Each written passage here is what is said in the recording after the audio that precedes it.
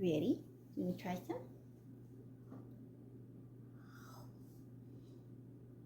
Mmm. Yeah, so here, you want to have this one? There's just more on there. Yeah. She loves her bone marrow treats. Yes, she does. Mm-hmm. You want more? Yeah? Okay. You want it?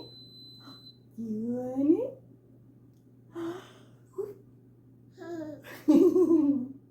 You want it?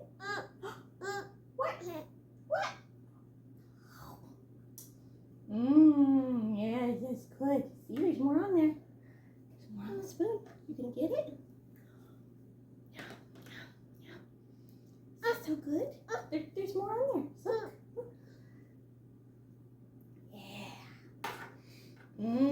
yeah. You happy baby.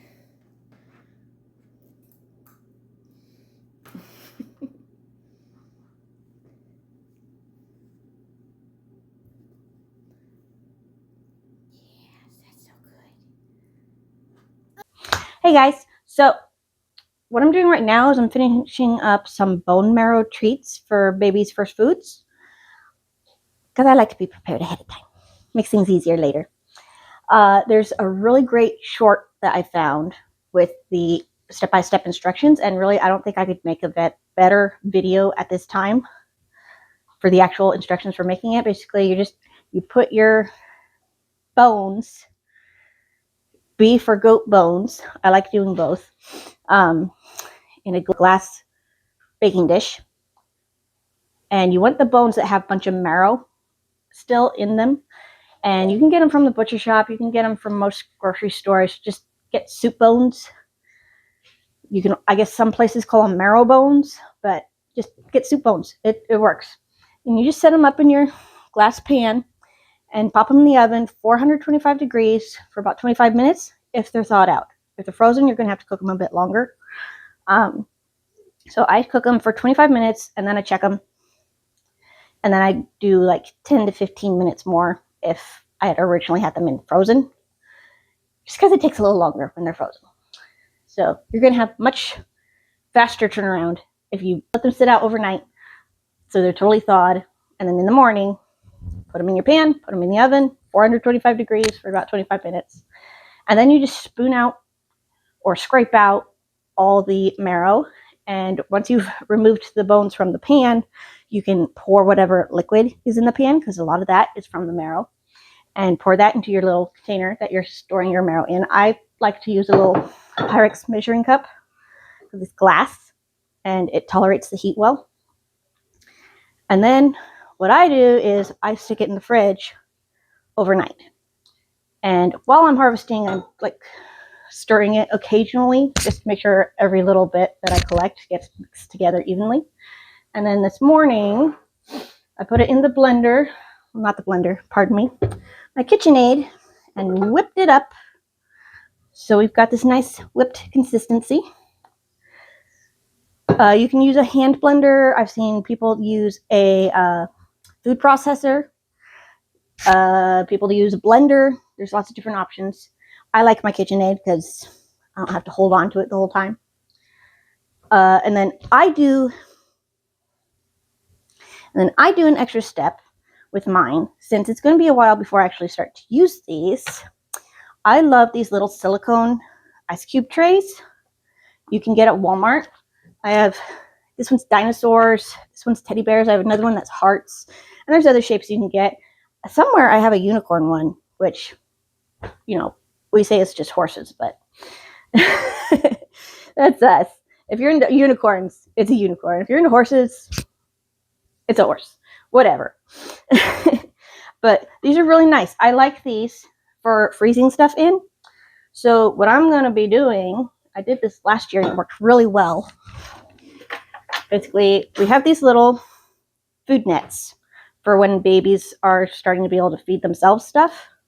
They just pop open and you can totally detach the net part for cleaning if you want to do a deep clean with them too, which is really nice. I love these things. They're so nice. You can cut up apples or carrots and just put them in there, and baby's not going to choke on them. They just get to gnaw on them. It's really great when they've been teething.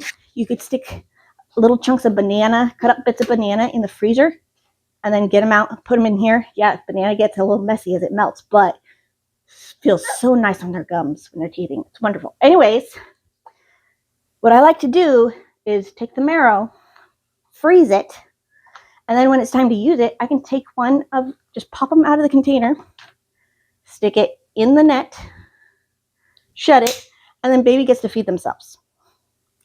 And it's super easy to do it that way. And they love it.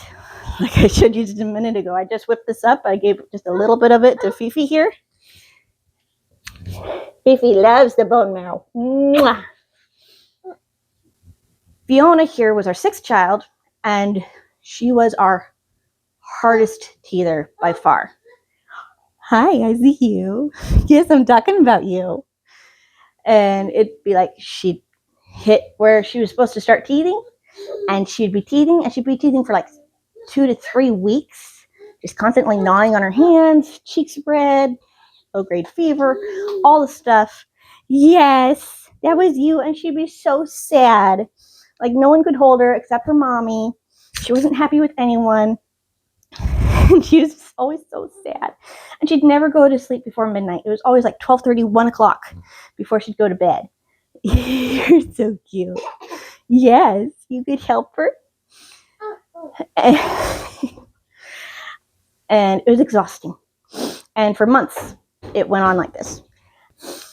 When Fiona was about 6 months old, we were told about bone marrow and how the bone marrow is very rich in vitamins and minerals that growing babies need to support their whole body as they're growing, because they're growing so quickly.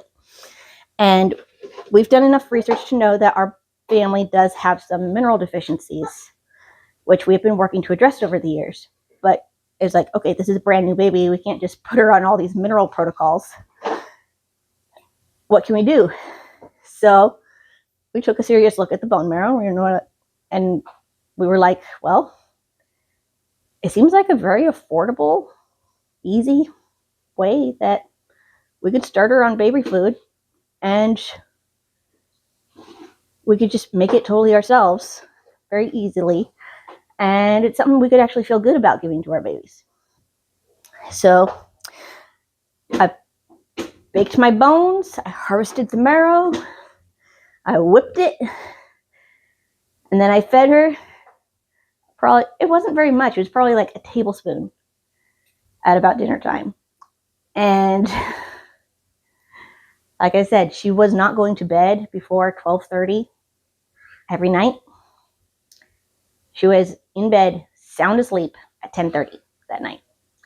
The first night after just 1 tablespoon of bone marrow, whipped bone marrow. And then the next day, I gave her about a tablespoon in the morning and a tablespoon again at night, probably about 8 o'clock. And again, she was in bed before 10. It's like, oh my goodness. And she was so happy all day long. She just got that extra bit of bone marrow, which has so many good amino acids and fats and collagen and all the good stuff. And she was so happy. She went from being the fussiest, saddest, most miserable little baby to being the happiest, most curious, most smiley little baby ever. And now, yeah, she knows what that is. You want more of that, huh? Uh-huh. Should we give you just a little bit more? Yes. Baby approved. This is the good stuff. Mwah. I gotta get a patch of good stuff. You're gonna eat the whole thing if I let you, huh? All right. So we're gonna spoon this into our little silicone container so we can freeze it. Once they're frozen, it'll go in little baggies so that it's ready to use for Fifi and for the new baby when she arrives. For all you new parents out there, this is like my #1 recommendation for babies. When you're ready to start them on food, do the bone marrow. You're not going to regret it. It's so good for them, and it helps with so many issues. It's so good for their skin. It's good for their hair. It's good for their digestion. And it's great if you have a really hard teether who will not sleep because they're so upset and just screaming all the time because of teething. That was her. And just one dose of the bone marrow, 1 tablespoon, made a huge difference for her. So let's keep those babies happy. And our mama's saying, yes. Okay. I put you down so I can put these in the container.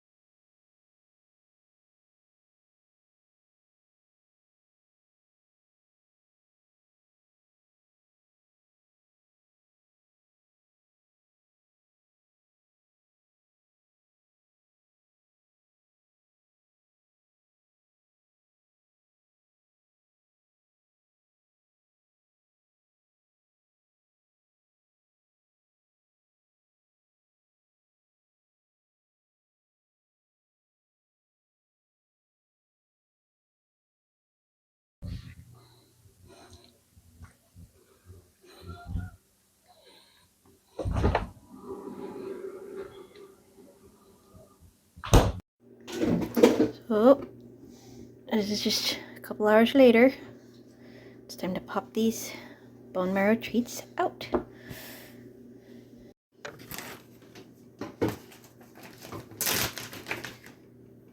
So, because they're silicone, it's very easy to pop out. It.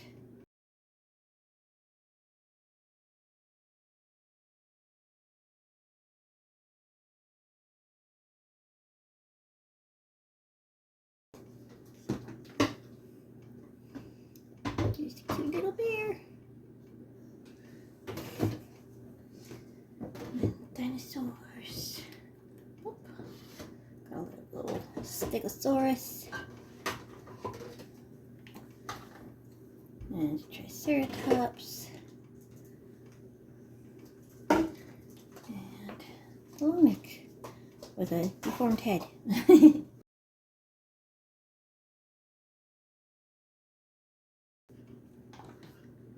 Yeah, so the longer these are out at room temperature, the more soft they get. So that's why we store them in the freezer, so they stay solid. Oop. Yeah, so just know the Brachiosaurus is at risk of losing his head when you pop him out of the container, but the others are all pretty solid.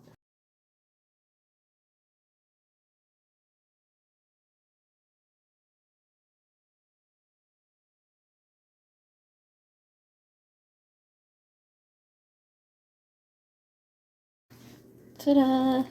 So now we just put them in our baggie in one flat layer, not stacked on each other, and we set this flat in the freezer until we're ready to use them. And should be good for 6 months or even longer as long as it stays sealed.